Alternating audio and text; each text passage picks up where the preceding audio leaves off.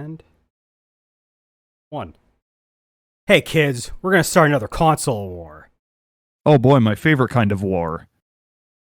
The 5th generation of video game consoles. We're going back yet another generation. We did 7th, we did 6th, now we're doing 5th. How far back can we go? As far back as it takes. All the way. All the Generation way. 0. We're going to do All the way to- do a whole podcast on the video game crash in 1983. That's, We're gonna- I mean, there's We're going to do a generations whole before that. podcast on the console war of Pong versus Galaga Yes. versus Space Invaders. You know? That'll be a great podcast. Anyway, so the 5th generation of gaming actually has quite a lot of home consoles. We're not going to go over all of them in detail, although we'll talk a little bit about the minor ones later on once we've talked about the major ones. But as every generation of gaming consoles usually has something big worth mentioning, there's actually quite a few big things that happen this generation in general. You've got the introduction of 3D games, and because of that, you've also got the rise of analog controllers to accommodate those games. So this is when we had stuff like, the Nintendo 64 controller, the DualShock came out later in the generation. Sega tried something. And just, a lot of innovations there. Plus the rise of CD-ROMs as a storage medium for games. A lot of companies, quite a few of the manufacturers, they jump shipped over the CD-ROM, except for one. We'll talk about it. We'll talk about it. So, We're working on it. the 4 major consoles, I'm just going to name them off really quickly, and then I'll go over them in depth after I've asked a quick question or two. And that is, we've actually got the 3DO interactive multiplayer. It's sold it's sold several million consoles. It counts. Nope. It's one of the quote unquote major consoles of this generation. Ooh, Jack, you got to defend that 3DO. Have fun. We've got the Sega Saturn, we've got the Sony PlayStation, and of course the Nintendo 64. Those are the 4 major ones. There are some other minor ones. I won't spoil it, but I already have my argument for why the 3DO is the best console of this generation. I'm looking forward to it. Jack, I'm going to make you do double duty. Oh. Sell me on the 3DO and the Sega Saturn. Fuck, you gave me the hard ones. Well, all right, okay. I got something for both of them, don't worry. And Cloud can have the Nintendo 64. I'm going to have easy pass tonight. Cool. All right. So, those are the major ones anyway. So, do you guys have any experience, obviously, with something, with these 4, and which ones do you not have experience with? Jack, have you ever played a video game? I mean, when this console generation was active, the answer was no. Because I have obviously played games on the PS1 and 64 and Saturn, never touched a 3DO. But I was born in the mid-90s, and I didn't get into video games until I was like 6. So this entire generation had come and gone by the time I started getting into not a major factor video for you games. then? Not exactly. I've played I've some of the games on these consoles are like huge for me, but I wouldn't say the consoles themselves were like a big part of my childhood. So I'd say I'm quite the opposite.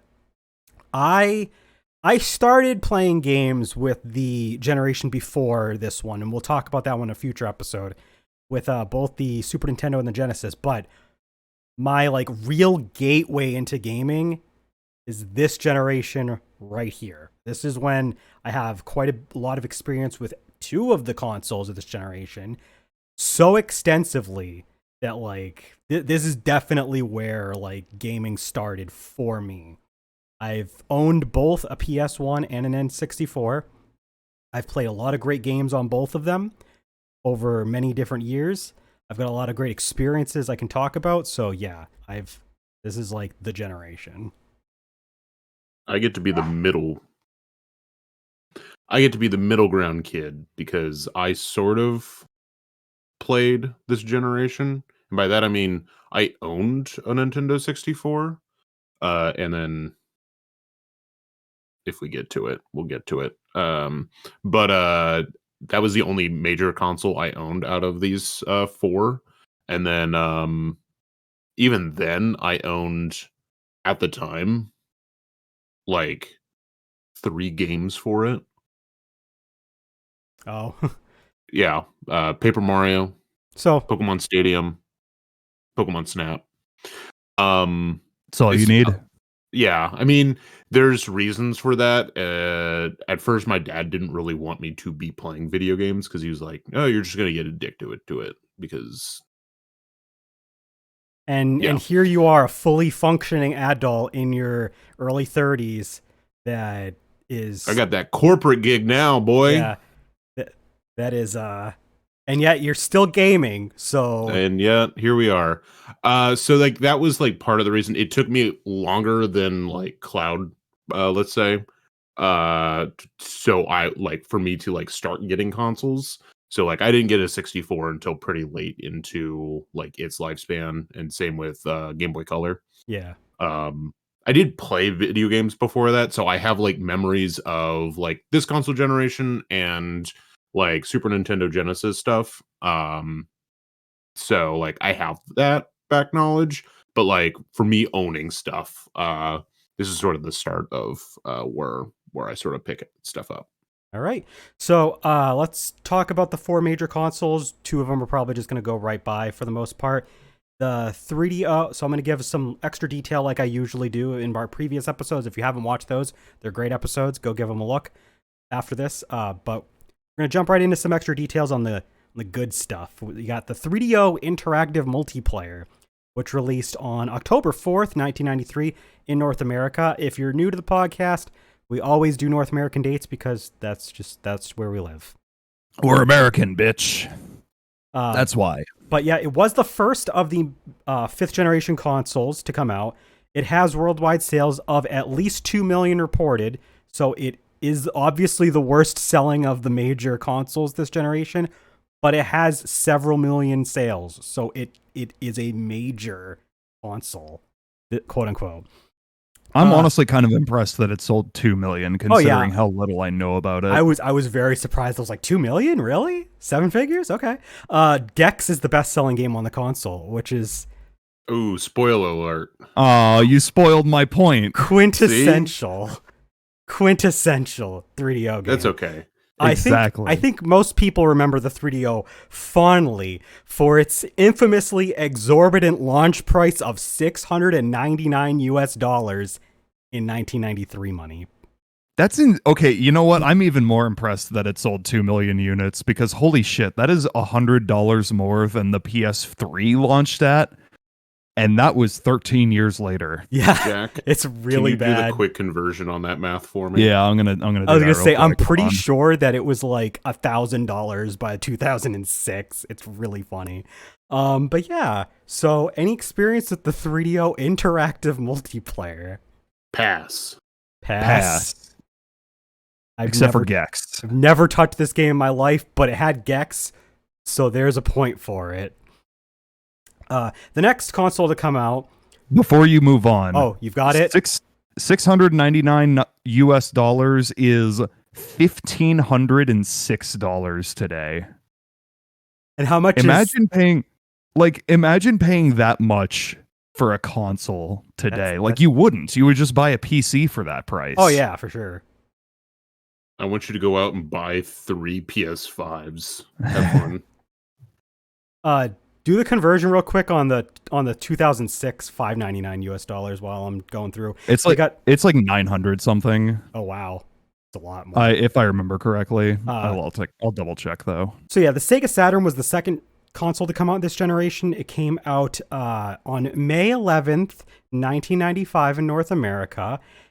And I say that the way that I say that because it was stealth launched at E3 1995 and was announced just, hey, that Sega Saturn we were supposed to release like in October, it's out now. You can get it for And they $399 US. And they didn't have any fucking games for it. No, They're like, because- yeah, it's in stores now. You can buy it, but it doesn't have any games on it. So have fun. Because, of course, in their infinite wisdom, they didn't wait until the developers actually had the games done. Hallelujah. At least the 3DS had face raiders. Yeah.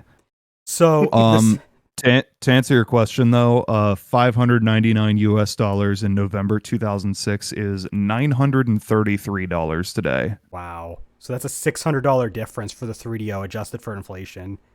That is insane. That is a 67% difference. That's crazy. The Sega Saturn had worldwide sales of at least 9.26 million. And here's a caveat though. Almost 6 million of that was Japan only. That shit bombed outside of Japan, dude. Mm-hmm. It didn't sell well outside Japan. I mean, we'll get to it later, but Japan got all the Saturn's best games. Oh yeah. Some of the best-selling games though on the system include, because there are a few, Madden NFL 97. I mean, it's Madden, obviously. You've got Nights into Dreams. You got Daytona USA, Virtua Fighter 2, Panzer Dragoon, and the first Tomb Raider. So, I mean, it's got some notable games. Any experience with the Sega Saturn? I have played a tiny bit of the Saturn, not a lot, but I do have a friend that owns a Saturn. I'll save it.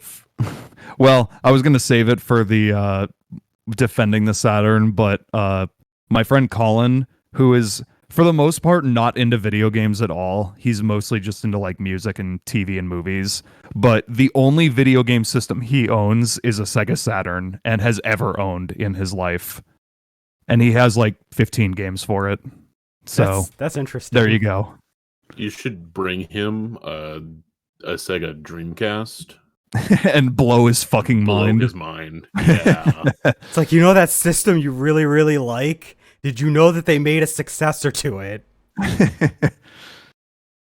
Yeah, no, I don't have any. I have like no experience with the Sega Saturn whatsoever. Like none. I've played a few of the games, but I've never owned a system. I played, So I think, one of the games. Maybe two, Nights into but Dreams. no, Sonic R. All right. I think I might have briefly played the Saturn version of 3D Blast, maybe a little bit. I don't remember. But I think Sonic R might be the only Sega Saturn game I've actually played. So, and I didn't play it on Sega Saturn, that's for sure. I only played the PC release Yep. of that, so. What about you, Landon? Any further I experience? said pass Oh, when pass. Jack started talking. Yeah. Okay. So Yeah, so that's the two consoles that are considered major consoles that we don't have any experience with. So getting into the other two, we've got the Sony PlayStation, which was released on September 9th, 1995 in North America. It was supposed to be a joint venture between Sony and Nintendo before Nintendo decided to make a disastrous decision and partner with Philips instead. So Sony said, we're just going to make the PlayStation on our own.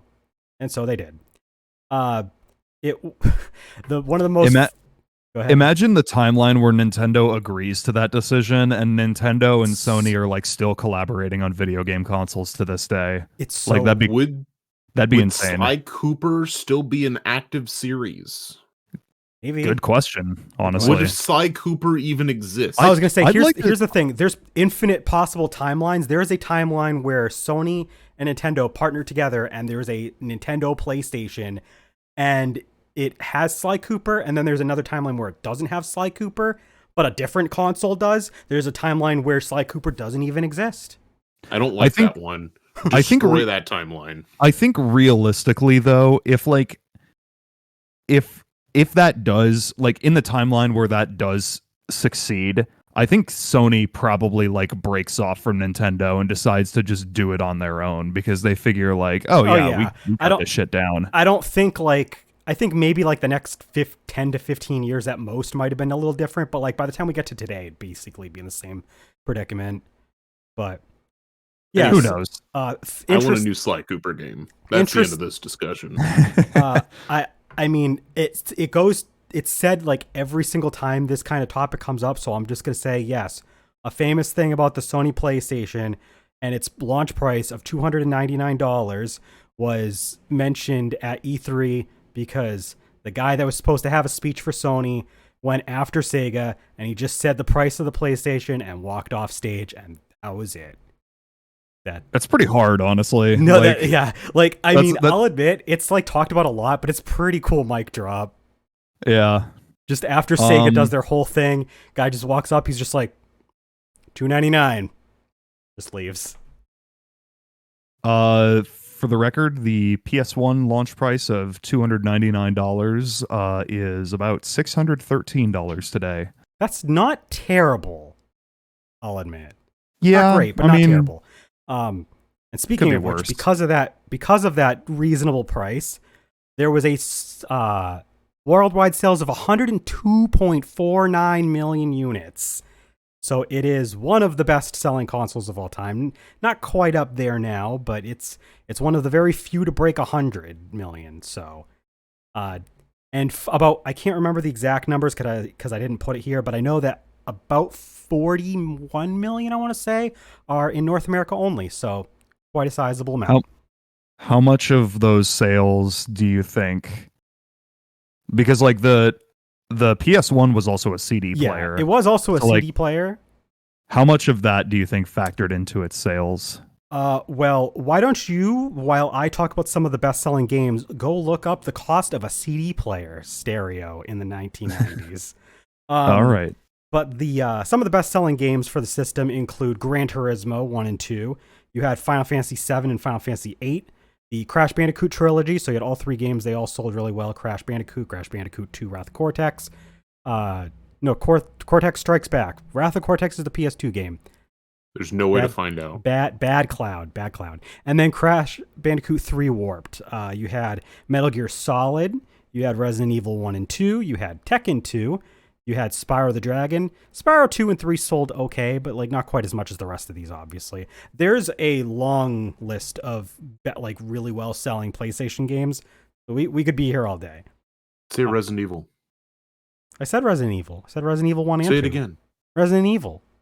Yay! Yay! I believe the first Silent Hill also sold decently well. I just didn't put it on there. I have not found a concrete answer, but I think like higher end CD players cost up to about $1,000 in the mid 90s. Yeah, and I mean, but also like they were in everyone's cars, so I don't really know how much. Yeah, like a cheap it really affected sales. I mean, to be fair though, it's still not like the PS2 being a DVD player. Yeah. And that being a huge factor in sales, but you know. But it is still notable because I mean, it was $300 for a CD player for your home that also had a game console built in. So I think it was less, important, like you said, as the PS2's DVD player, but it wasn't unimportant. But yeah, that's all the stuff I have to say about the Sony PlayStation experience and thoughts on the PlayStation. This is when there's actual stuff to talk about. Oh boy. I don't have a whole lot of firsthand experience with the PS1 just because the PS2 was backwards compatible with PS1 games, and I never really had a reason to use a PS1. Like I played the games, just never really used an actual PS1. Fantastic. I have a ton of experience with the PS1. Both the games went with the PS2, but also the system itself. The PlayStation 1 was the first console I believe my mom actually owned, so it was like in the house for the family to use. It was like the first time we had that sort of thing. Because the NES was like something that my uncle would bring over and then let us like keep for a little bit, and they took it back after. So we didn't actually really own it in my home. He just let us borrow it for a bit. But this is the first console that we actually owned as a family. This is where, like I said, I have a lot of experience with the console, the games. I did use the PlayStation as a CD player at points. It was, I think there was a point when that was our CD player for the house. We didn't have anything else. We had a PlayStation. Hell yeah. Later on, we would get an actual CD player, but I do remember that there was points where just had the PlayStation. I grew up on stuff like Crash Bandicoot, Spyro the Dragon especially. Ape Escape. I didn't really get into Final Fantasy till a little bit later, but my mom was a huge fan of Silent Hill. I don't think the first Silent Hill was her first game, but they did. She and my uncle did play it quite a bit on the PlayStation 1, so I watched quite a bit of that. And I mean, there's a lot of other games. Need for Speed High Stakes. I talked about that on an episode of our top 90s games. I talked about that game. A couple of the early Twisted Metal games. So lots of experience. I did say on our console revisions podcast that the PlayStation's buttons for the power and reset are kind of poop. If you get crumbs in the buttons, the crevices are so wide that they can just get stuck. So that's the one problem I had with the PlayStation, is that like some people had issues with like the switches for the N64. We'll talk about the N64 in a bit. But no, I think we had quite a few problems like later on with PlayStation buttons sticking. Like, I'm not surprised. yeah. Was that something they fixed with like the redesign? No. Hmm. It was pretty much the same. Badass. Yeah. Because I had that issue and I had a PS1. My mom originally had the original bulky PlayStation, and at some point we had an issue with that one too. Hell yeah. So, Good job, Oh, Sony. yeah. I mean, other than that though, it's a solid system. I liked it. I never had experience with the PlayStation before the DualShock though. When we got the PlayStation, it had been revised to be shipped with a DualShock. So we had already gotten ours with the DualShock. I never touched a pre-DualShock controller. I think I Honestly, I held one once for 5 seconds at like a cousin's basement or something. honestly, for the best, the original PS1 controller without the sticks is cursed, and I don't like it. And also, just you describing the event of holding an original PS1 controller in a cousin's basement for 5 seconds. I'm just imagining your cousin being like, "Hey, come over here, hold this," and then you hold it, and you're like, "Oh, it's awful." I think it was a Get it away cousin, from and me. his uncle. His uncle owned the console, and they had like 5 or 6 controllers.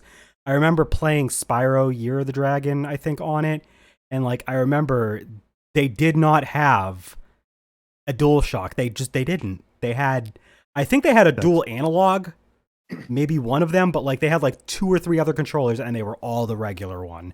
They were hilarious. OG PS1 adopters. So yeah. Was it like doing crack when you felt that controller? No. Oh, Honestly, I remember the place was fairly clean. I think they were just gaming enthusiasts. Like they liked games, so they had the early versions of a system because they jumped in early. I think that's all it was. did they I do would their I crack would have upstairs I then? would have remembered. What's up? Did they do their crack upstairs then? Maybe. Who knows? You might be honest. Gaming in the basement, crack upstairs. Yeah. Yeah, Crack in the family attic. activity. Crack in the attic. That that makes sense. There you Yeah. go. Anyway, for my time, I'll Yes. keep it short. I watched other people play the PlayStation more than I played it myself. I think the most I ever played it would have been when this is real sad when I think about it. Do you folks remember when you could be dropped off at a grocery outlet and they had like a kid center? Yup. Yeah. I think I remember something like that. Yeah. Well, places would have those, you know, like get your Kroger, Safeway. It usually was the bigger ones, like Walmart's and I stuff. don't remember where I Yeah. went, but I know what you're talking about. It's like those areas where like they also had it like doctor's offices for a while, where it was like Yeah. there was a room with a bunch of like toys and like there was usually a chest. There was usually like a little table, you know, just kidified area for kids to hang out and play and stuff. I mean, on that note, that unrelated, but I remember when I was a kid, there was a carpet store that I loved going to because they had a kids area that had a PS2 with NBA Street hooked up. And Hell I'm like, yeah. fuck yeah, this place rules. Anyway, I'm pretty sure one of those was like the most I played on a PlayStation 1, if they had the PlayStation 1 at the time. Now, I did own a PlayStation 1 game. I don't think I own it anymore. I owned a Lilo and Stitch video game. That Hell was for the yeah. PlayStation 1. Wait, And I tried playing on my PlayStation 2. And then I never got the saves to work because I didn't have a PlayStation 1 save, like memory stick. Yeah. And I was always upset. it's crazy that they made it for the PS1 because Lilo and Stitch came out in 2002. Yep, but I was gonna say I want PlayStation 1. to touch on that after I go over the last of the major consoles because it is a very valid point to talk about in this generation. But before we talk about that, let's talk about the last of the major consoles, the Nintendo 64. That was released on September 29th, 1996 in North America. It was the last major home console to release this generation, selling 32.93 million units worldwide. But to be fair, because I mean, it doesn't sound like anything compared to the PlayStation worldwide, and it's not, but it did sell 20.63 million units of that 32 million in North and South America. So it did pretty good in North America compared to the PlayStation versus worldwide sales. It's like instead of it being like a 3-1 margin, it's like 2-1 instead.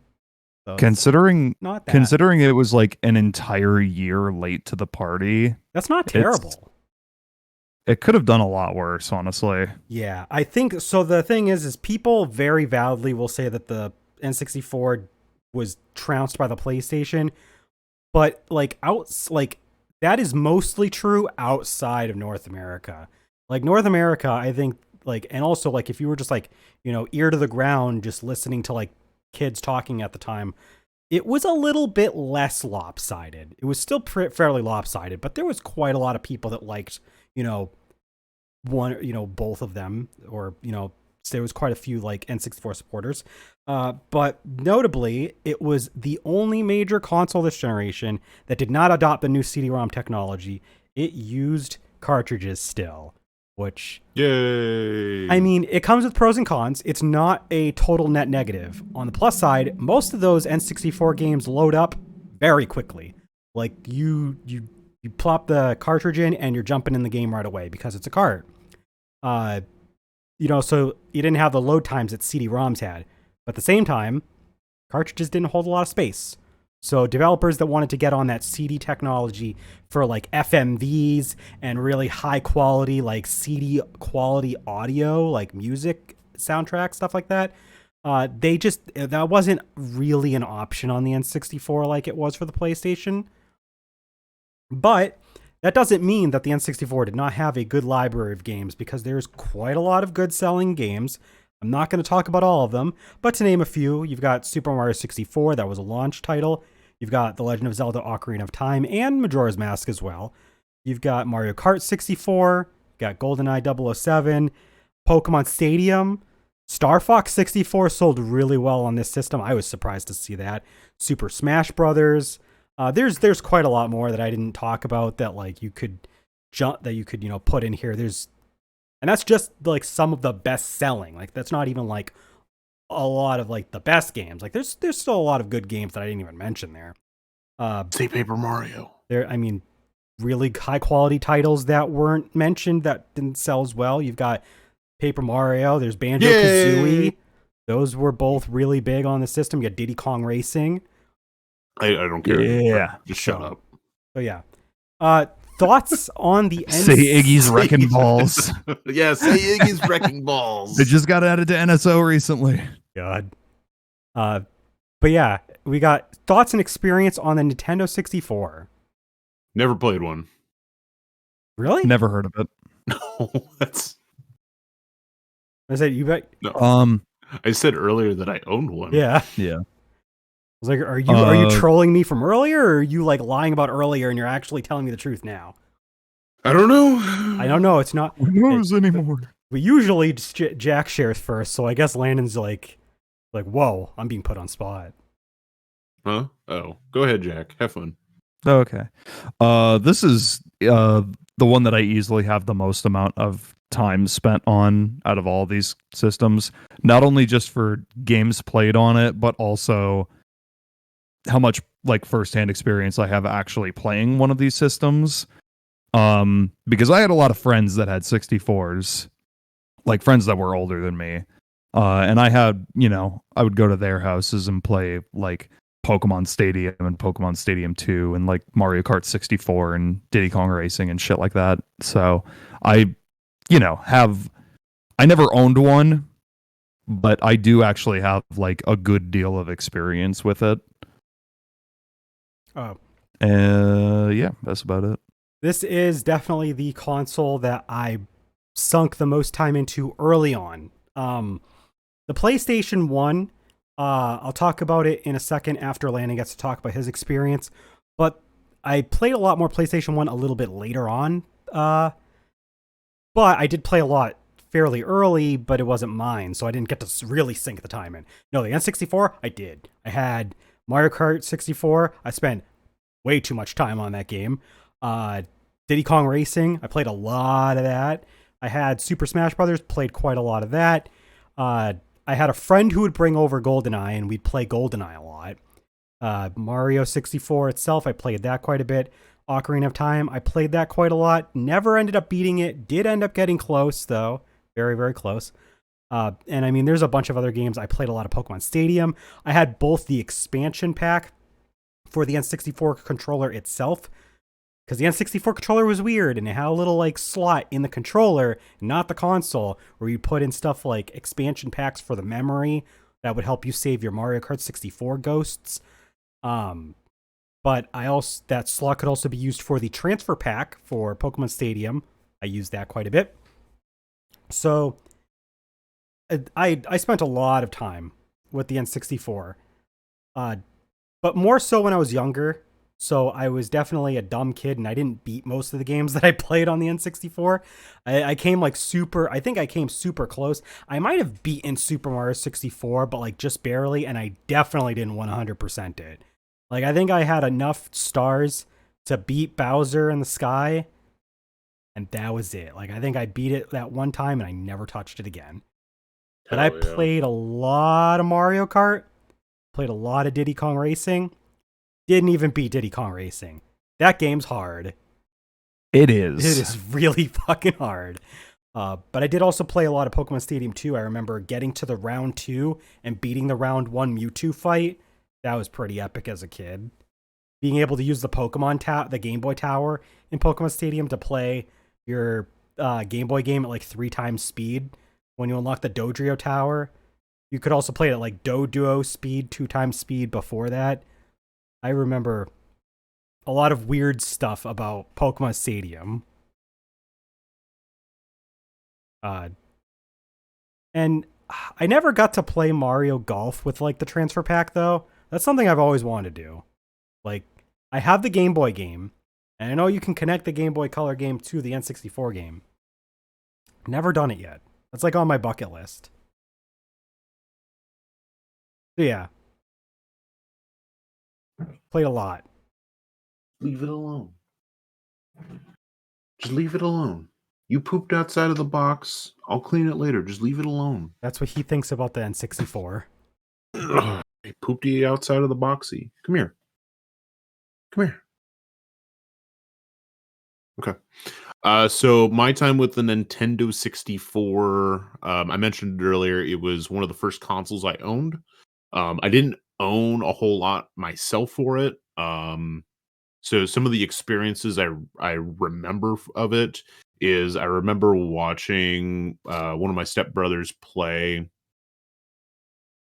the opening segment for Majora's Mask, and I was like, "Oh shit!" And then I also watched him beat Paper Mario, at least the Bowser boss fight, and he was like, "Well, if you want to watch what happens afterwards, you have to go get yourself a copy and play through the game." If I remember correctly, didn't you say he like kicked you out of the room and you were like, "No, Yes. you want to see this? You have to beat the game yourself." Yes. That's how that happened. And then it became your favorite game of all time. I mean, that's part of the whole story. So there you go. The lore. But I do. That's lore. I like that. I didn't. Okay, I'm gonna let him out.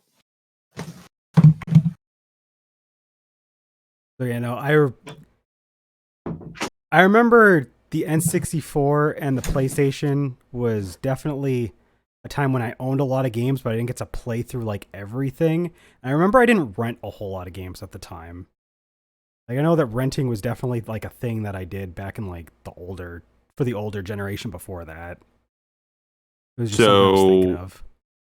For the stuff that I played, the two I played a lot on when I had the console at the time was Pokemon Stadium and Pokemon Snap. Like I played those a ton. Good games.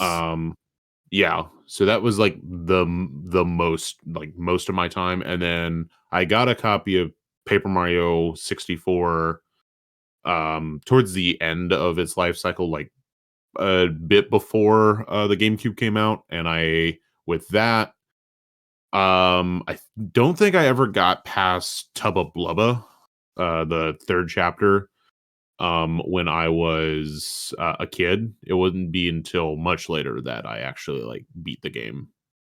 But I did do that once, and okay. I definitely really enjoyed it. I remember playing Mario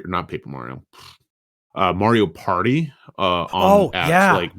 at McDonald's and shit. I remember I sunk so much time into Mario Party 3. I don't remember owning 1 or 2. I definitely had a friend who brought over 1 or 2. I don't remember which one it was. Probably 2, because I don't remember my hand hurting from analog stick stuff that the first one's really bad with. But I remember I played a lot of Mario Party 3. I unlocked every mini game in that game, including the single player only ones that you can only play at the minigame gallery. That game sunk a lot of time out of me. It was the first game where you got to play as Waluigi. Wah! And Daisy. He was the villain. Yep. Daisy also was her first Mario Party game as well. Daisy. Yeah, there's a lot of games though that are like really notable. Landon had mentioned Pokemon Stadium, Pokemon Snap. That was like a huge thing at the time because like when Pokemon was like blowing up, it was huge. Like obviously you were playing it on the Game Boy. You just had like these like static sprites. So like having Pokemon Snap and Pokemon Stadium, which were both early games for the N64, well, for Pokemon anyway, that came out on the N64. And they had, these fully 3D models of all the Pokemon. Like, that was really exciting at the time. And, like, especially because they didn't have to worry about any other development besides make the Pokemon look cool and then, build the core mechanics of the game, which weren't, it wasn't a big open game. So, like, they just had to work. They were mostly worried about the models. Like, I think they did a really good job making the Pokemon look cool at the time. But the most important part, Pokemon Stadium, it's the minigames. Yeah. Magikarp Jump. Jump. Give a shit about any of the fighting. I don't give a shit about. It's a one-hit wonder. Dude, that announcer color commentary. That announcer was great, though. Come on. I mean, yeah, great. But fucking the mini games, though. Jump. What is your favorite mini game from Pokemon Stadium 1? From the first one? It's tough. I need to remember which ones are just I'm more familiar with 2. Because I will say, mine's definitely the Lickitung Sushi game. The Lickitung Sushi, yeah. So good. That one's really good. I just love hearing the guy get really mad, and he's just like, Unicha! Yes. It's just so good. I didn't care much for the Voltorb, like the Electro. Yeah, that one's in. Yeah. I like the Sandshrew one, but only because I like Sandshrew as a Pokemon. Right. I like the Harden one with Kakuna Metapod. That one was fun. Ooh, yeah. I think Rock Harden is probably my favorite. That's a good one. from the first game. Yeah. Now from the second game, that's a better question. I don't know what that game is. Oh, dude, I don't remember the name of it. Clear- but the game Clear show cut one, challenge. the game show one, where you're like counting all the Pokemon. The best thing That's ever. that's from the first game, I think. No, because you can play as No. an Igglybuff and a Cleffa. Oh yeah. That's streaming. I- Streaming Stampede. That's a good one. I That's a good one. specifically remember it because I loved watching them bounce up and down when you press on the button. They're just like did it, and they're just like up and down. It's the greatest thing ever. It's delightful. Three best mini games in Stadium 2. Eager Eevee, That was Streaming good. Stampede. That was good. The Oh, Delibird fuck, Barrier. one. Barrier Ball is good too. I was gonna say Clear Cut Challenge is my favorite, where you're playing as either Pinsir or Scyther, Now and you that have to I like cut the log. Now that I think about it, oh, the mini games in 2 were so good. So fucking Like good. it doesn't have the Lickitung sushi mini game, but it has a lot of really good ones. Doesn't have Magikarp jump. Doesn't, Fuck though. off. Also, it's called Magikarp Splash. No. In my mind, It's Magikarp Mandela Jump because effect, they it's made the Magikarp mobile game Jump. called Magikarp Jump. It's been Yeah, retconned. That's the name of the game Yeah. now. Anything that They- involves they- Magikarp bouncing up and down, Magikarp Jump. they named the mobile game after the Pokemon Stadium minigame. Duh. But yeah, so N64, a lot of fond memories. So I wanted to touch on something that Jack had been like hinting at. Something interesting about this generation is that there were games coming out quite late into these consoles' lifespans. Like after the next generation had already been out for a decent amount of time, specifically for the PlayStation's case. The PlayStation, keep in mind, the Sony PlayStation 2 came out fairly early in that generation. Came out in 2000. The PlayStation 1 was still getting games up until like 2003, at least major ones. Like there's probably games that came out after, obviously. But like there was major releases in 2003. Digimon World 3 came out in 2003. Yu-Gi-Oh! Forbidden Memories was a 2002 game over here. It was already out in Japan back in 1999. But like because Yu-Gi-Oh! Came over in 2002, we got a PS1 Yu-Gi-Oh! Game in 2002.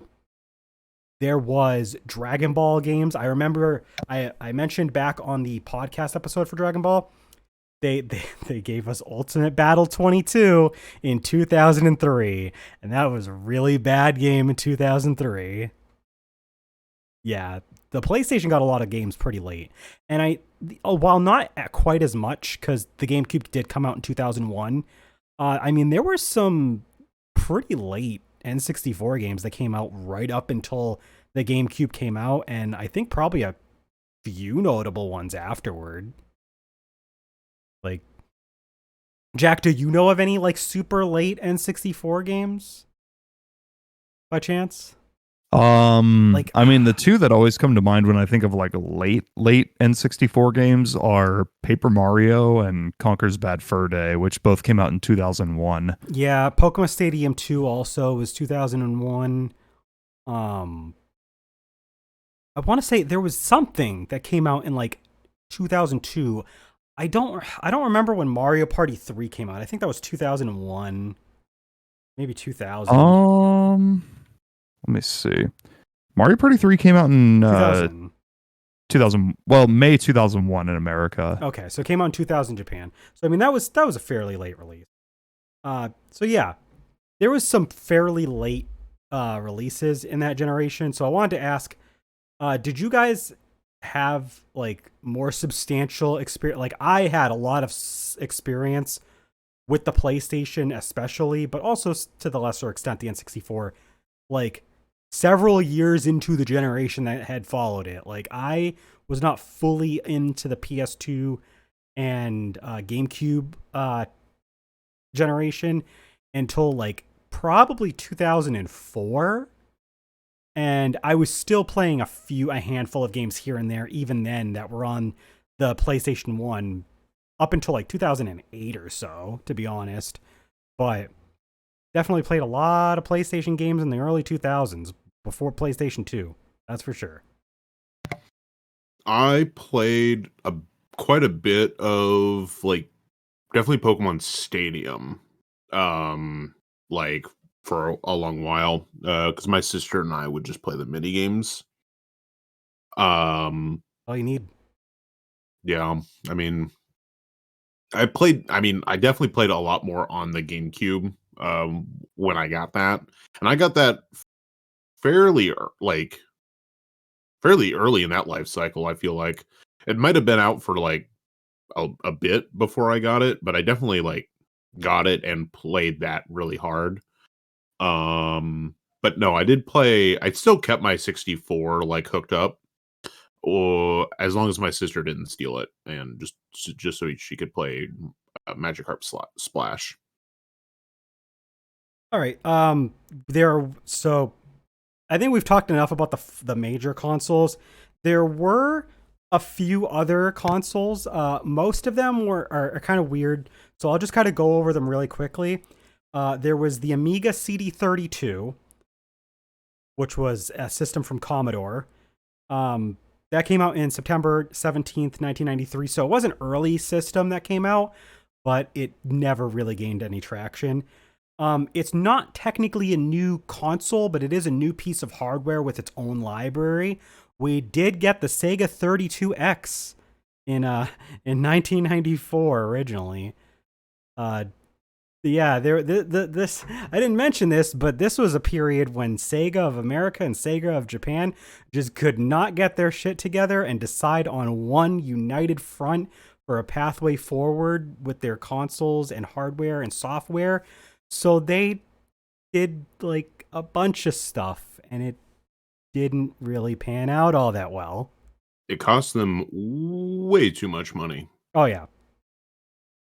So it was, yeah. There was also, now this is just me just reading Wikipedia, the PCFX by NEC, released in 1994. I don't know what this is.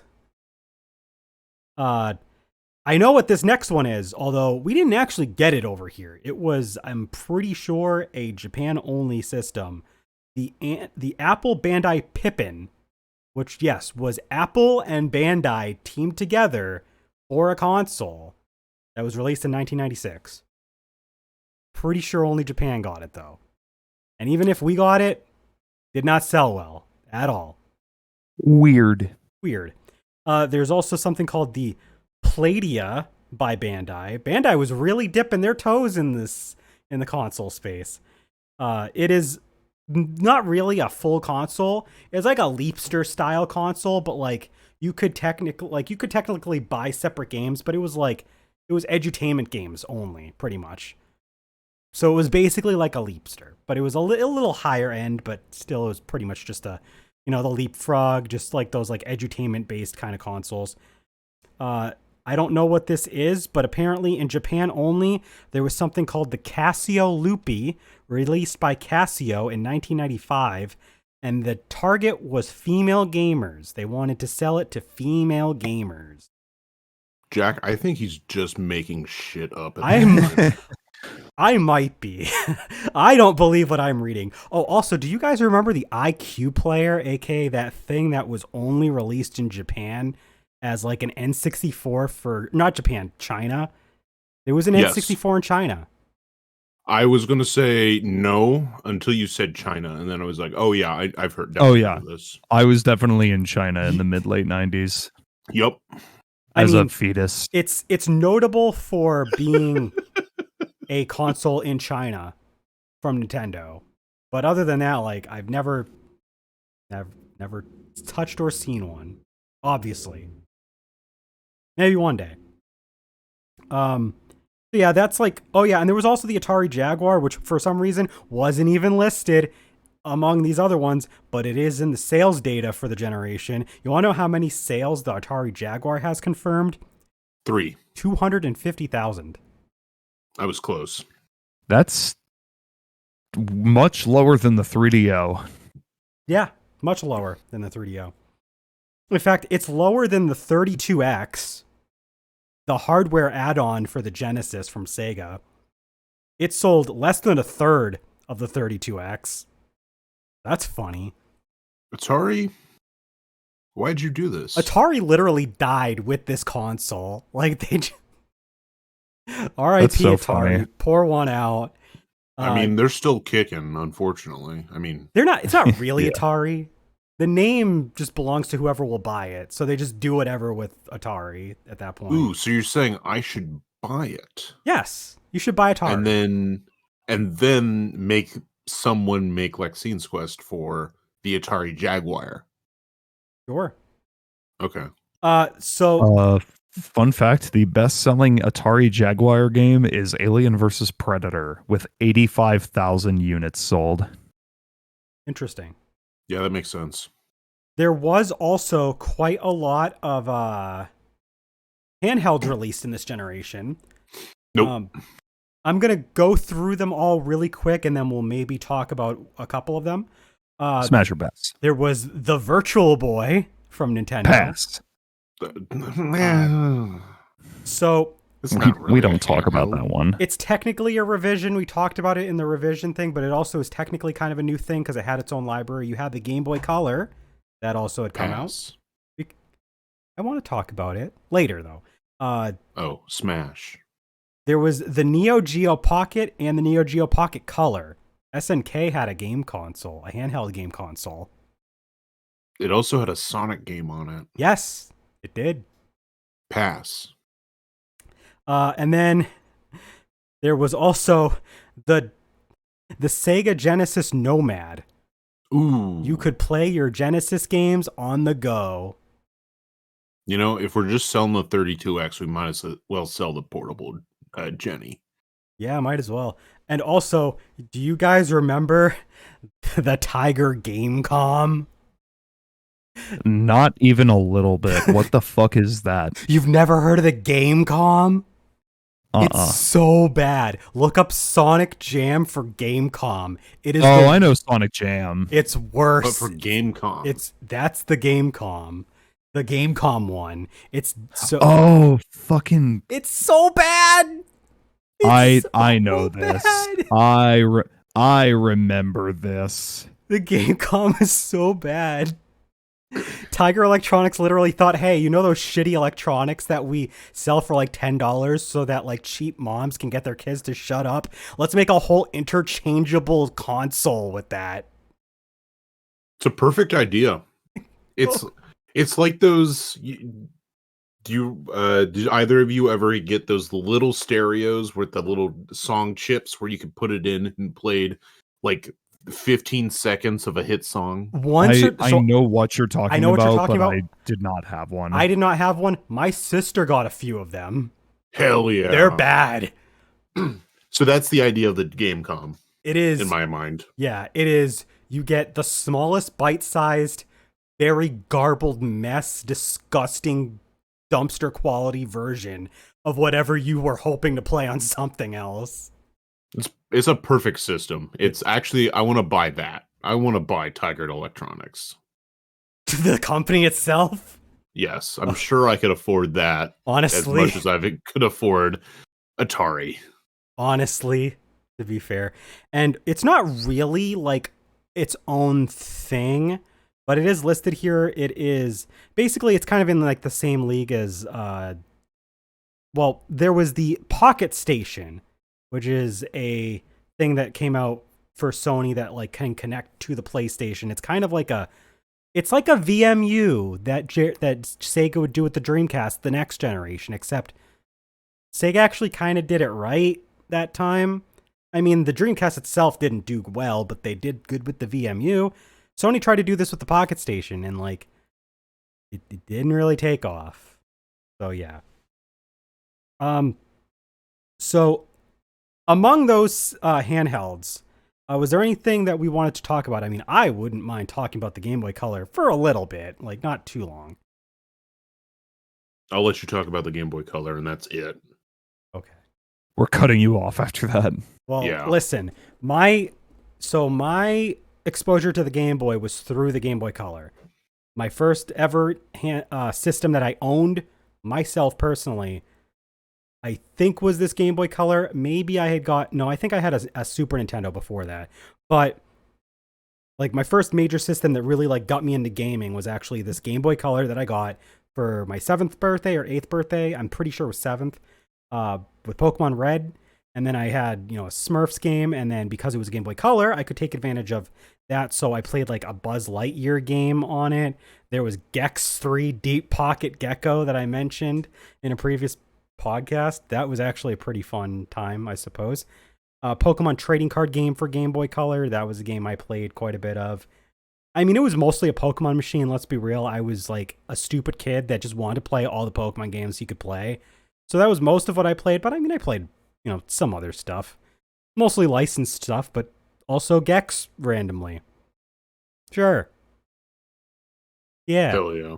So yeah, I played quite a lot of Game Boy Color. I'm sure that we can just do a podcast on the Game Boy and Game Boy Color separate at some point. So like we don't have to sit here all day talking about the Game Boy Color. It was mostly just made so that people had something new to play on while they continued to work on the Game Boy Advance because that wasn't ready yet. So they took a few more years for that. That was the And then main they thing. axed that pretty quick. It's funny too because like the Game Boy Advance itself only lasted about as long as the Game Boy Color did before the Game Boy Advance came out. A little bit longer, sad. but it's like, yeah, you had like 3 years Game Boy Advance, 3 years DS. And both of those did have games coming out after their successor came out. Like, so they were in a similar situation. Yeah. So out of all of these systems, I mean, it's a funky generation, isn't it? A little bit. It definitely happened. It definitely did happen. It's According to Wikipedia, this time frame happened. it's funny thinking about how the 64 was the silver medal of this generation in terms of sales, and it sold less than half of what the PS1 did. Yeah. Like Sony fucking dominated this entire generation.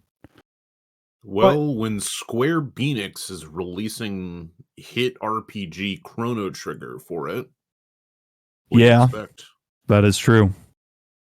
Square Enix hit RPG Chrono Trigger is in fact on The PlayStation 1. It is on the PlayStation 1 and not the N64, to be fair. So even I've never played that version of the game, but I've heard the load times are awful. I mean, That's like to be honest, the part of the game that's like it's not even that bad. Like, yes, it loads slower than every other version. Like, I can't, like, they didn't optimize it for it being on a CD, but like that was my first exposure to Chrono Trigger, and I didn't really feel like I was having any problems with the game. I still loved the shit out of Chrono Trigger, and that was the way I played it for the first time. So like, all that matters is it got those animated cutscenes in that version. Yep. And those are some really good cutscenes. And anything that gives us more Akira Toriyama style artwork. I know that it's such a cliche thing, and it is kind of cheesy. Like the N64 was not able to really do these like FMV cutscenes, and even though they're not like crazy, like having FMV cutscenes on the PS1 was kind of like a cool thing for the time, because like it did give like some extra personality to quite a lot of the games that like had them that you would play. Like I remember the opening cutscene and like a couple of the other FMV cutscenes for like Digimon World 3, like to this day.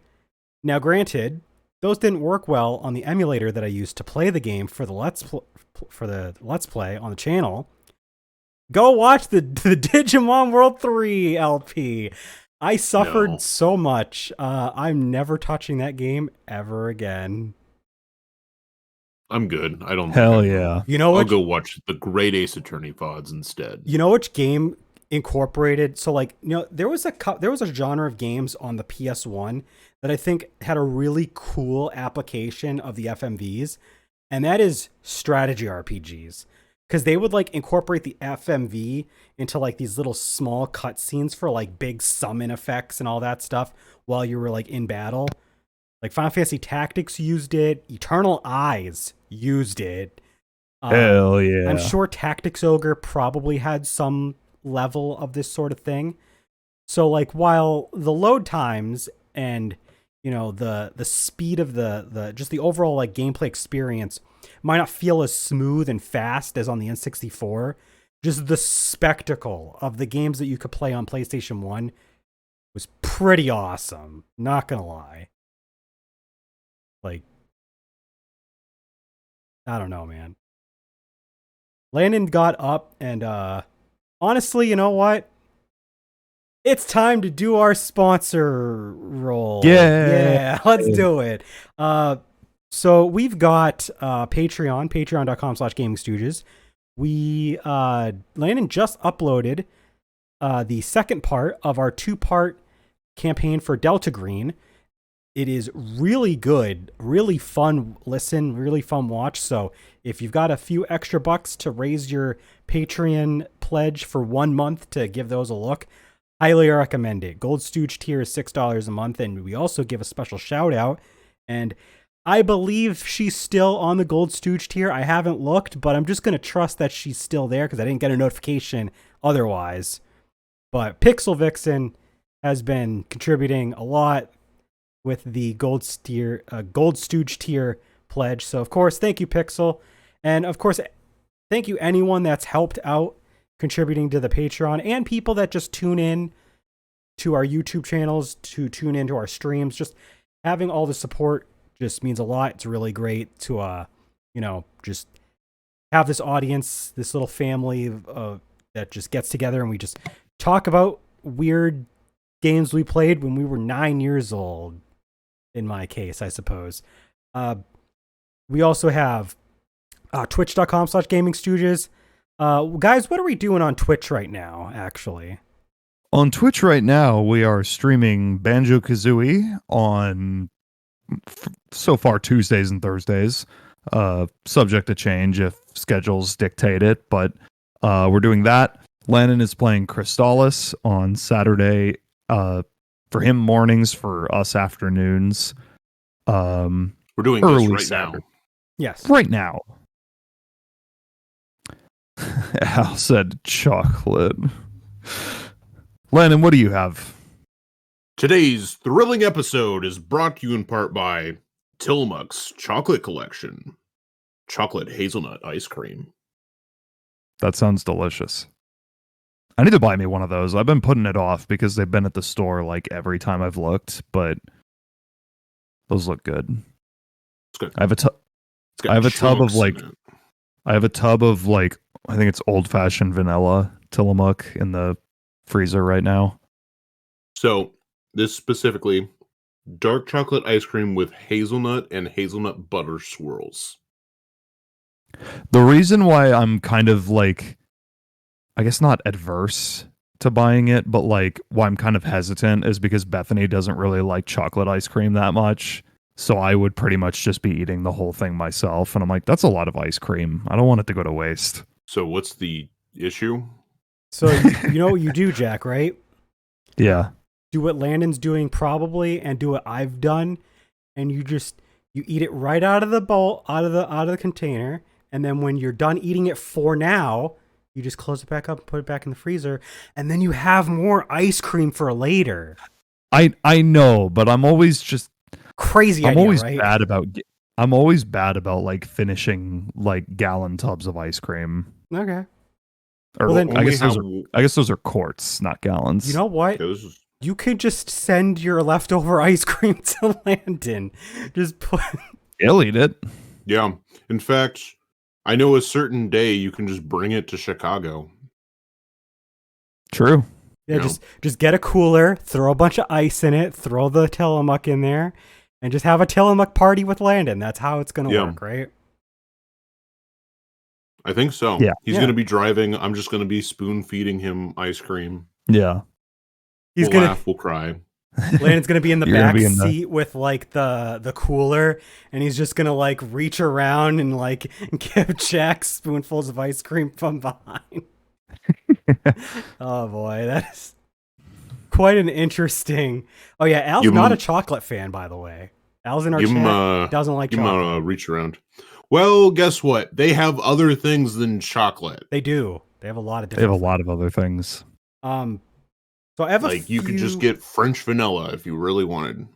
I have a few Their French vanilla really- is good as fuck. I have a few random questions I just wanted to ask about this generation before we wrap it up. And I have an announcement that I'm going to make, but I think we'll still have time to do something later before we before we go for the night. But before we get to that, a couple questions I want to ask. And I'm going to ask the interesting question first. Of everything in the 5th generation, be it hardware, software, just experiences in general, is there anything that you didn't get to do that you feel like if you could just like put it on a bucket list right now, and it's like something that you want to try to get to from this generation, like be it games, hardware, whatever? Is there anything that like you can think of? Because like I have a couple of things. Like I've thought about it, and like I have always wanted to get a Sega Saturn and play some of Sega Saturn games, because I've heard some crazy good things about the Sega Saturn. That's one thing. From what I've been told, or like from what I know anyway, like the Saturn actually has like a pretty crazy library if you include all of the Japan only games, because Japan got like a lot of stuff that we didn't. Oh yeah. Like so the Sega Saturn was so big in Japan. Like 6 million units might not sound like a lot, but for Japan, 6 million units almost is a lot, especially in the 90s. In Japan, the Saturn outsold the 64. Yeah, that's the crazy thing. I didn't mention it in the notes, so thank you for bringing that up. The N64, like I said, most of its dominance was in North and South America. Mostly North America, probably. But the Saturn actually did so well, it was in second place over in Japan, right? Like, obviously the PlayStation 1 crushed over there, but...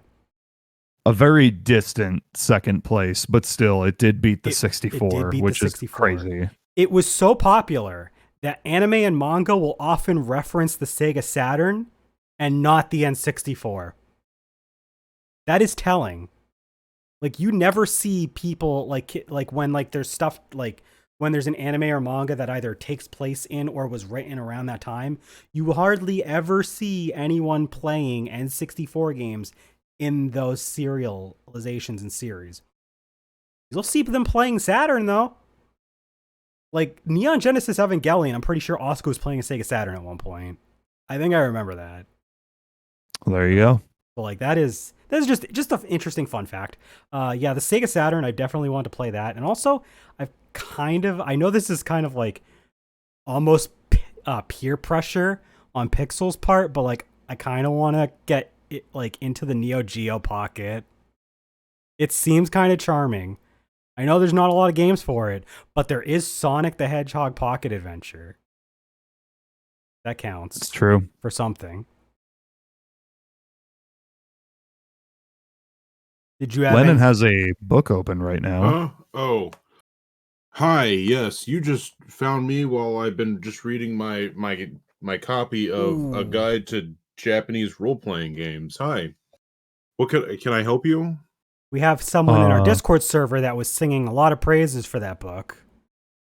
Look, games that you can play for systems like Xenogears that came out for the PlayStation 1 that I have not played.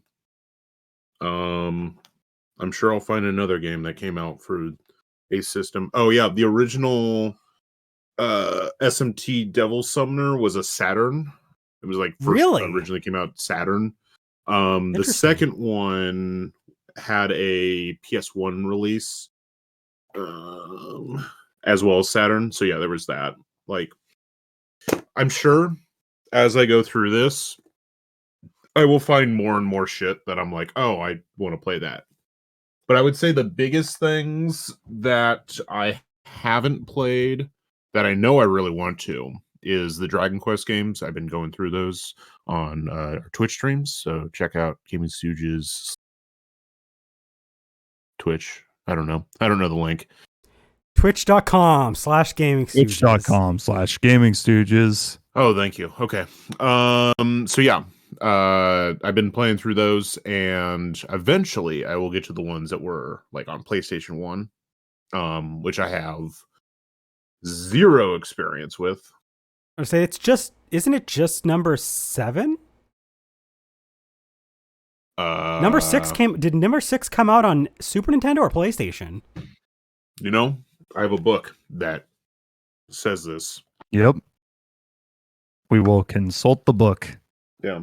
Because I know that 1, 2, 3 was NES. 4 and pretty sure 5 was Super Famicom, PS2, DS. Okay. 6 was Super Famicom, DS, iOS, and Android. So then it's just 7 then. 7 was PS1, 3DS, Android, iOS. Okay. Yes. So the point is, I want to get to that one. Okay. I mean, I'm sure there's other stuff. Like I said, Xenogears. I would like to play more of. I would like to play more of Chrono Cross. Because I like that. I haven't played Chrono Cross. I've watched my friend play it, and like, it looks cool. It looks really cool. So I want to play it at some point. From what I played, it is a lot of fun. Oh, and the early Suikoden, specifically like Suikoden 2. Okay. I forget. Have you played The Legend of Dragoon? I have played a little bit of it. Yes, Okay. I do want to play more of that at some point. What do you have it for? I forgot. I got a lot of these games. I got the digital PS1 for like PS3 Vita. Okay. Yeah. So like I have like most of them downloaded on my Vita. Yeah, some of them they did it like, yeah, they had it for like PS3, PS Vita. Some of them were also on. You could get them on PSP. Yep. I know that some of them. Legend of Dragoon, because I own that version. When they brought it to PS4, PS5. Yeah. That is like free, so I think I have it downloaded on my PS5. Yeah, I was gonna say, I think I remember, like, you basically just get the PS5 version because you already own it. Yeah, it's a weird situation, but yeah, I have it on PS5 myself. I have to replay it. There's plenty of like, especially JRPGs that I want to go to and play. So we'll find out more about those in future days. Okay. And then just a quick question. I mean, I kind of already know like some of the answers that are going to be spat out here, but like, just real quick, like, what would you say is probably your favorite couple games from this generation? Paper Mario.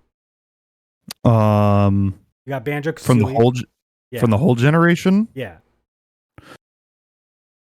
Okay. Yeah, Banjo-Kazooie. Yeah.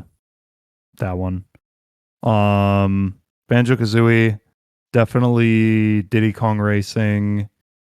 I'm trying not to think of just 64 games because that's the one I have the most experience with. Tony Hawk Pro Skater 2. That's good. Specifically the PS1 version. I will say the PlayStation versions of the first two Tony Hawks are much better on than the 64 version. Yeah. Let's see. I'm trying to think of stuff off the top of my head. Obviously Glover. Obviously Iggy's Wrecking Balls. Yep. Obviously Balls 3D. I played Glover. It is aggressively okay. It's very okay. It's like it's not bad, but just nothing sticks out about it except Mario the fact that you are a glove. True. Mario Parties 2 and 3. The first one kind of sucks. Jack, you need to tie this in with our last podcast topic. Say Superman 64. Oh, solve my maze. God. Superman 64, baby. Yeah, good. I can't believe we didn't mention that in our last podcast. We have to keep people just got to keep like listening to all of them. That way they get the full content. We got to make it a series and have callbacks. Exactly. Eventually, we'll talk about Kirby again. Yeah. Speaking of which, there was a Kirby game, Crystal Shards, on the N64. That's a good Kirby game. Yeah. That's a good Kirby game. That's definitely up there for me too. I love that game.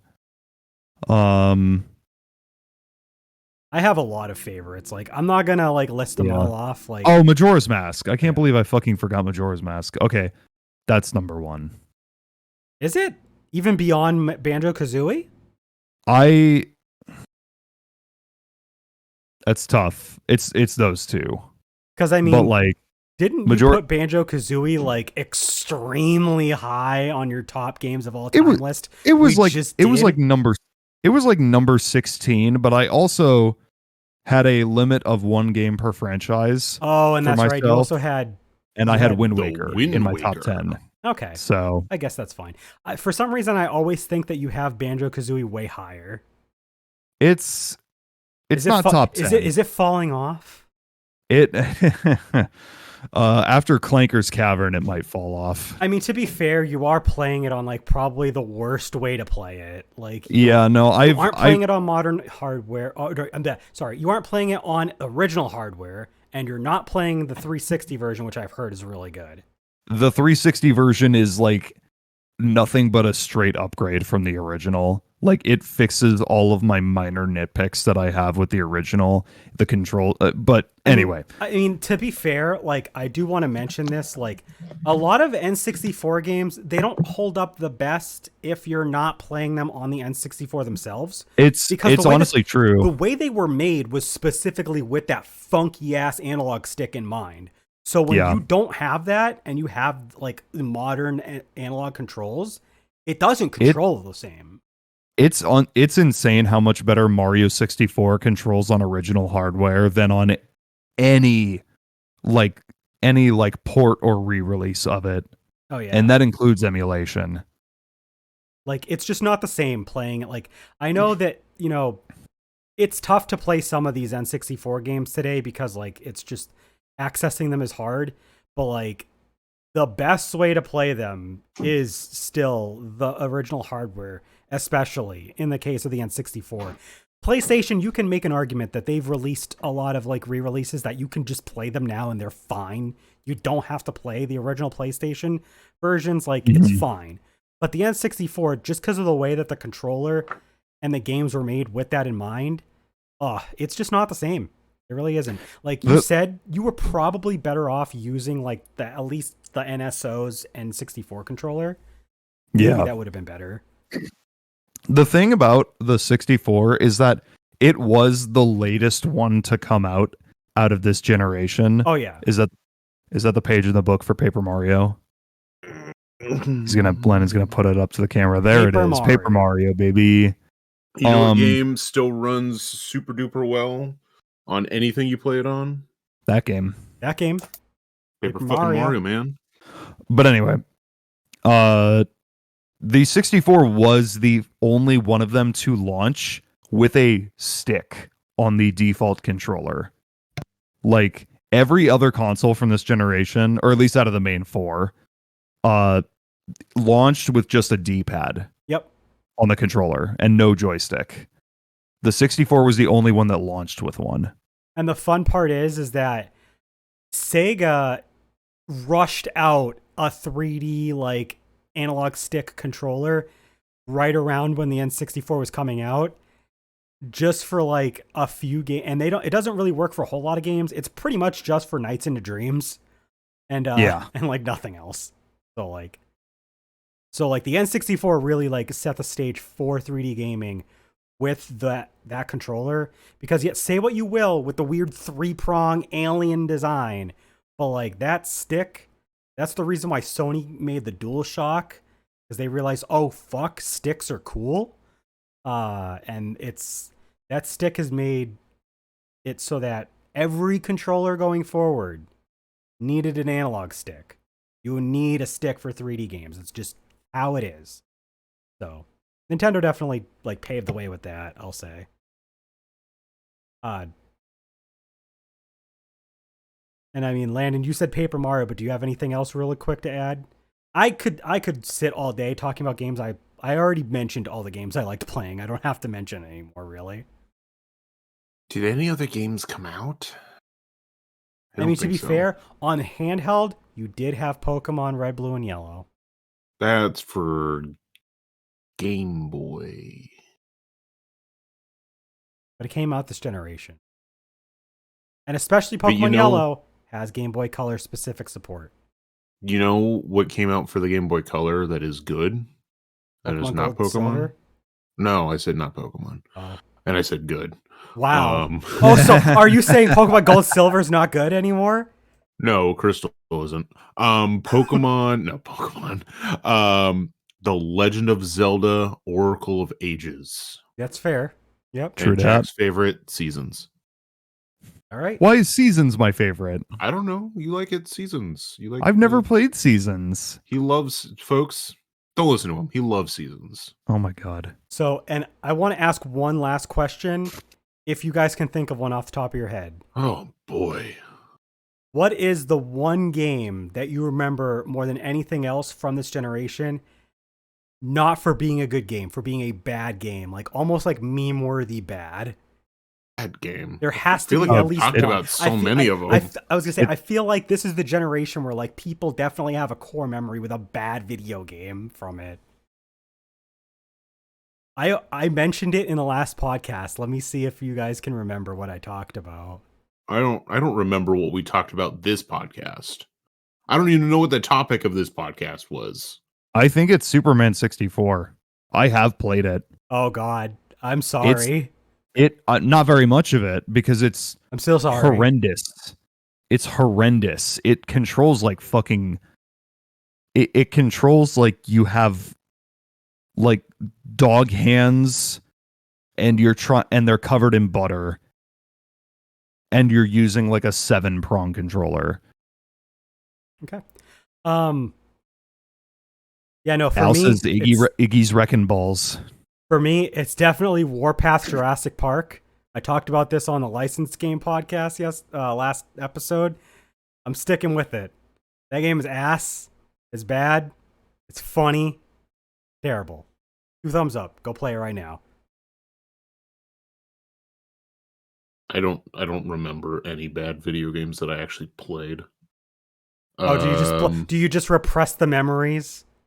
I guess maybe the worst game I played during this era was the Lego Island 2 game for the Game Boy Color. Oh goodness.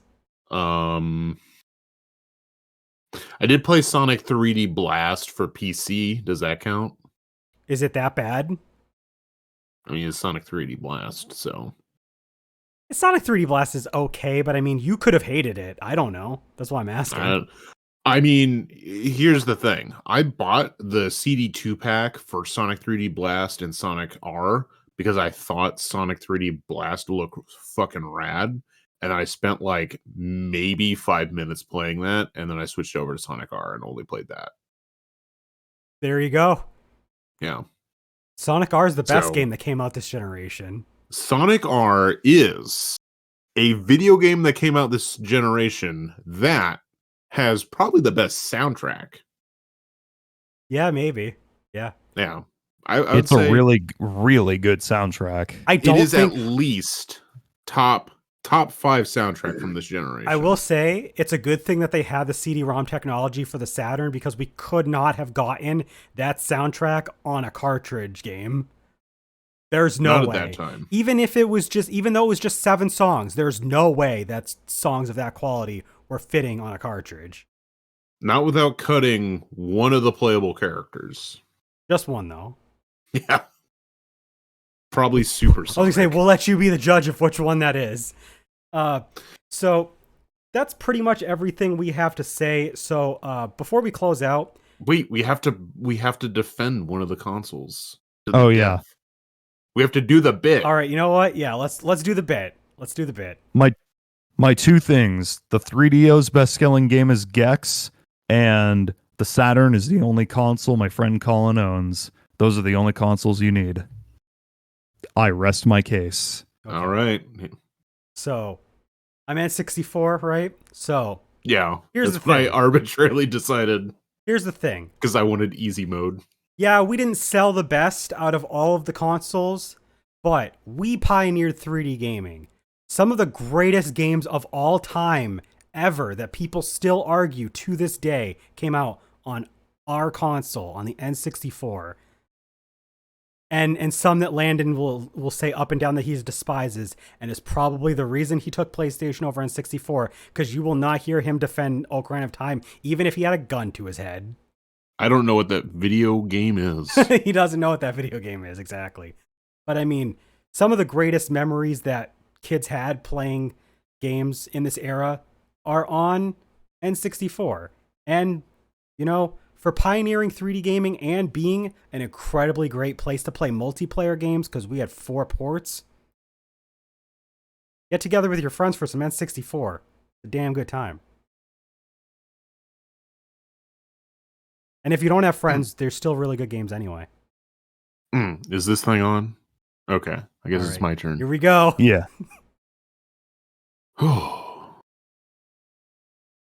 I don't fucking know. You shouldn't play the PlayStation. Honestly, you really should have just You- closed up to the mic and just Landon.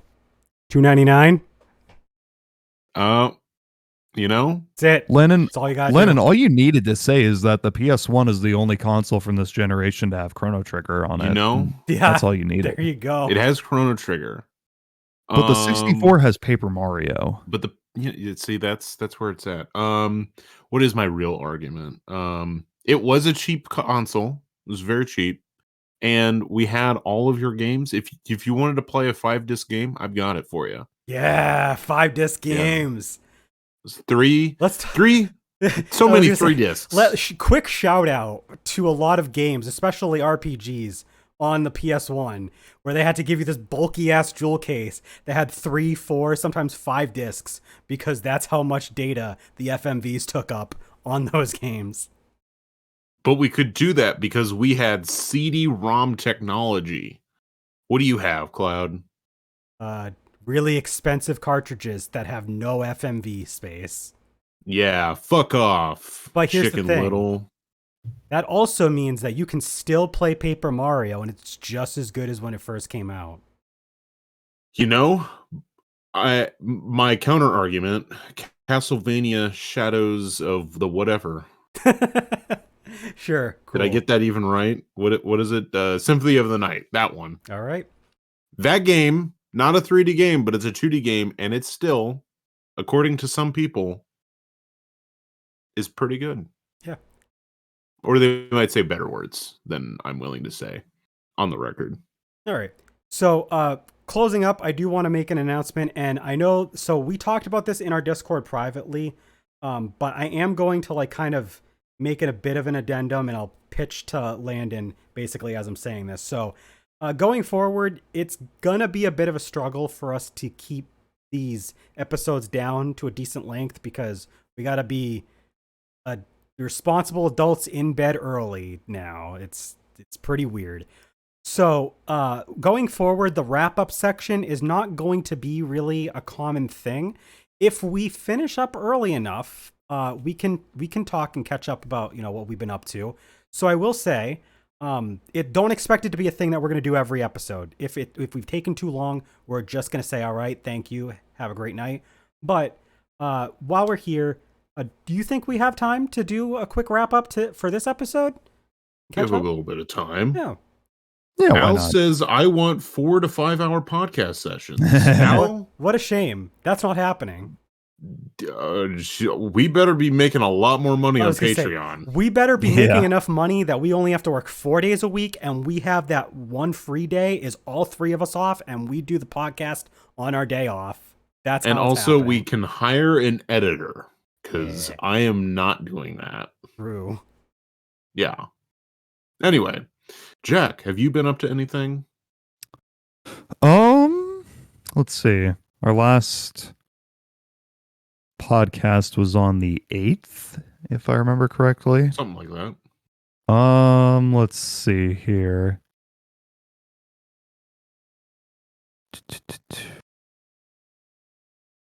Yeah, I did a couple of things. Actually, I had to refresh my memory. Let's see. On the 15th, I went down to Indy to see one of my favorite bands, Mr. Bungle. Again, it was sick. On the 18th, which was a Saturday.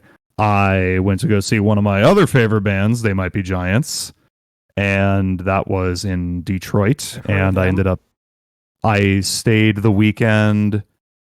Oh yeah, I literally have it right here in my hand. I just picked it up. I got one of Scott Ian's picks from Mr. Bungle of Anthrax fame and Stormtroopers of Death.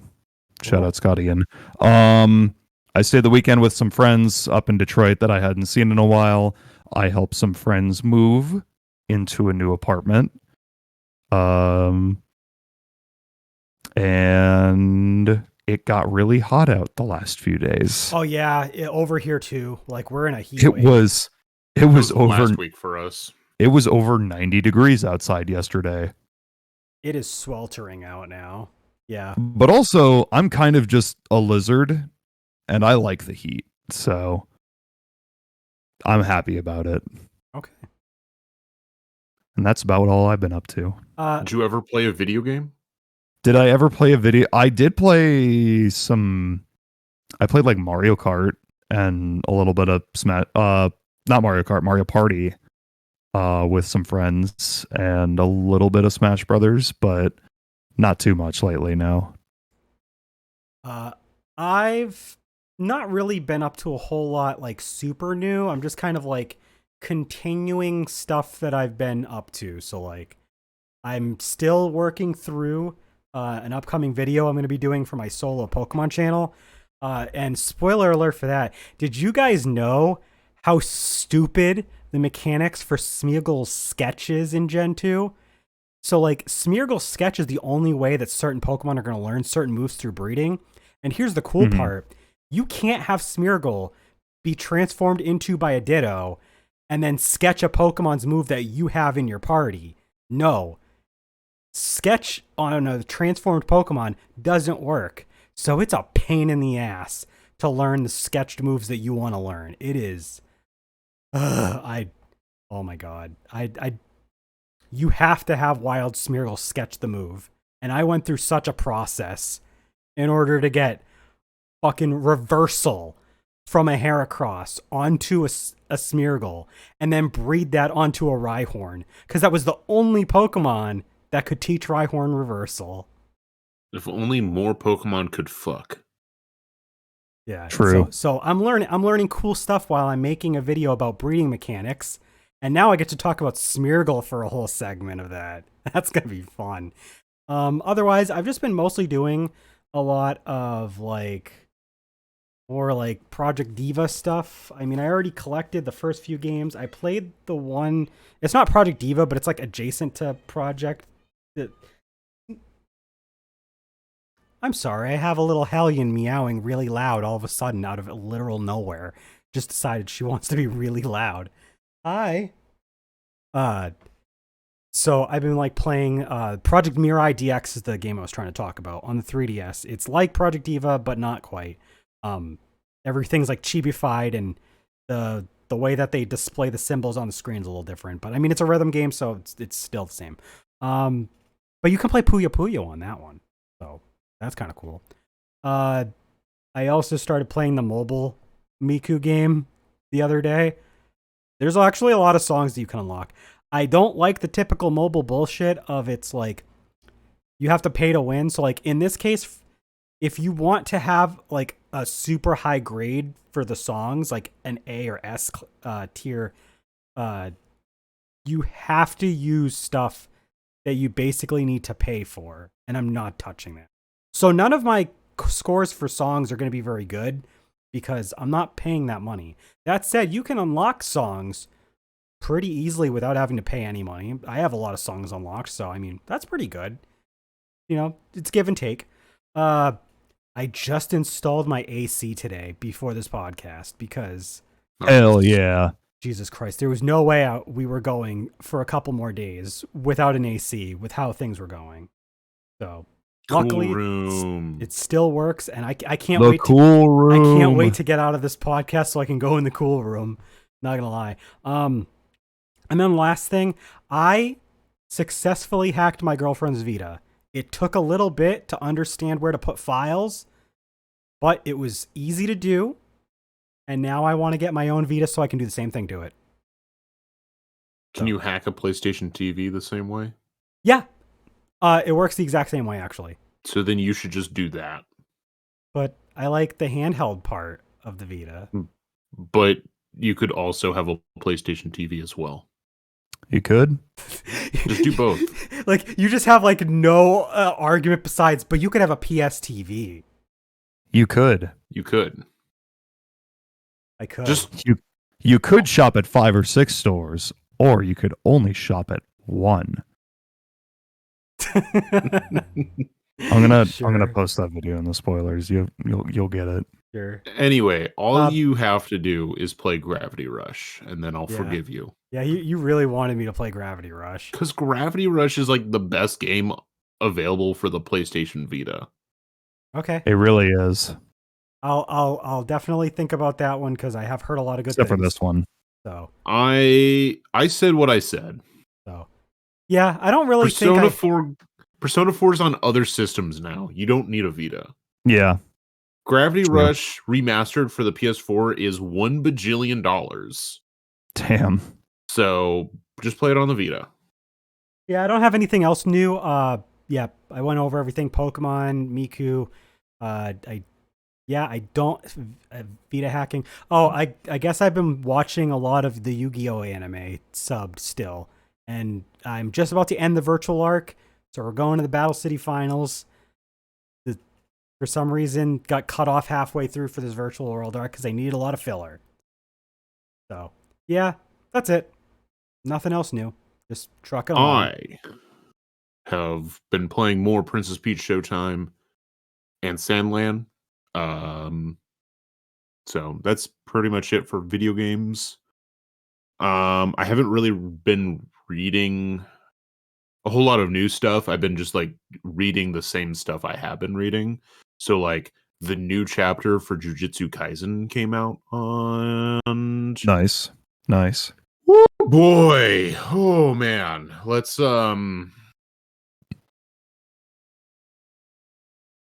yeah. Yeah.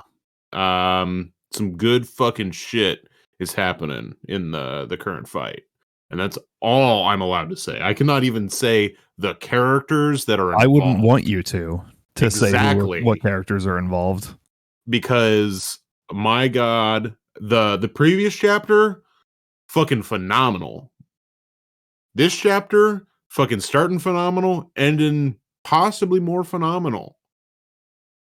We're in a good like little so I'm happy. I'm waiting for that next chap to drop.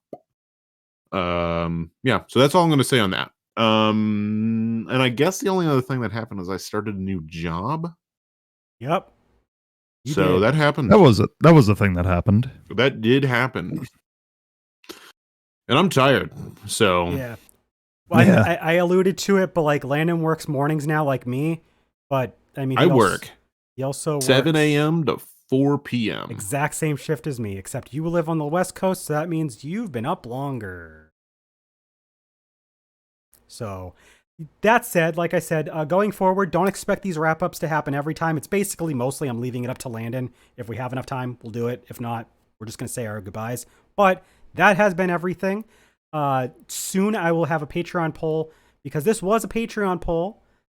You guys voted on this one. We're still gonna be doing the other one, but there's also gonna be another Patreon poll for another thing coming up in the near future. So look forward to that. Yes. That'll all be posted in our Discord. So if you're not on the Discord, join that. So or just join the Patreon and just get it emailed directly to you. That too. When notifications of posts happen. That as well. So that all said, we're all gonna sign off. We'll roll the outro. We'll see you next time. Bye-bye. Okay, bye. Bye.